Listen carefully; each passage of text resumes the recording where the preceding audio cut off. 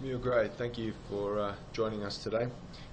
For the benefit of the audience in Australia, we just wanted to ask you a few questions. If you could please provide a statement. Firstly, what is your vision for the future, namely the third healthcare revolution in the context of the consumer, and how do you think they are likely to influence the health agenda from now on in a highly interconnected and networked world? And moreover, would like for the benefit of the audience to ask you, from your own observations of what works, where would you recommend for governments to spend their money? The future is not something like the Great Barrier Reef or Tasmania, something we discover. The future is much more like Sydney Opera House, something we imagine, plan and build. If we don't imagine, plan and build it, other people will. It's up to us to make the future. Predicting the future is easy. In the great William Gibson's words, the future is here, it's just not evenly distributed. I've had 40 years in medicine and they've been fantastic. What developments we've seen in that time, just astonishing. But at the end of 40 years progress, we still have problems of quality, waste, inequalities, fail to prevent disease. So more of what we've done in the past 40 years won't do. More money, more science. Well, there won't be any more money. And more science is necessary, but it won't solve the problems. I see 5 drivers for change in the 21st century.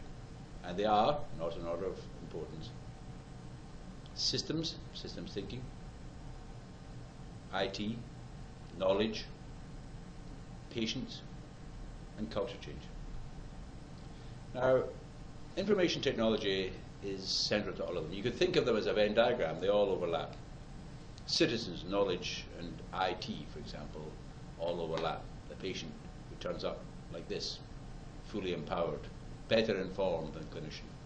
The 20th century was the century of the doctor, the 21st century is the century of the clinician. What do I mean by systems thinking? Well, let me ask you, how much do you spend on epilepsy in the state of Victoria?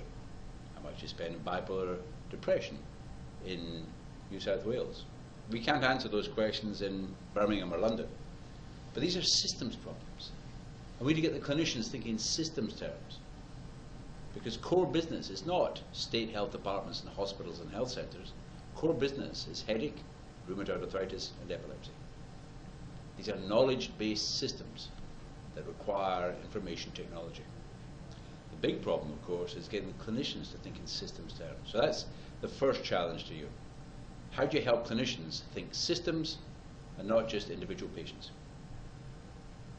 Secondly, culture change. This is the second part I want to emphasize. Technology changes culture. The mobile phone is a radical transforming object. The internet is a revolutionary force. The evidence we have is that the professions are always 10 or 20 years out of step with the zeitgeist. So, back to one of my other change agents, is the patients and the citizens. They don't have to unlearn anything. They're ready for anything. So we go with them. Good patient experience is not only an end, it's a means to an end. We need to use patients as drivers.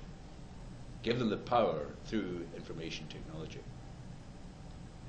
So what would I say to governments? Well, first I'd say don't spend any more money on healthcare. We need to put the squeeze on healthcare now and get systems thinking and tackle waste. Because in the 21st century, the carbon footprint of healthcare will be as important as the financial budget. What would I say to you, people like you? I can imagine, I'm sorry I'm not with you, but I'm using this wonderful technology to reduce my carbon footprint. What about you?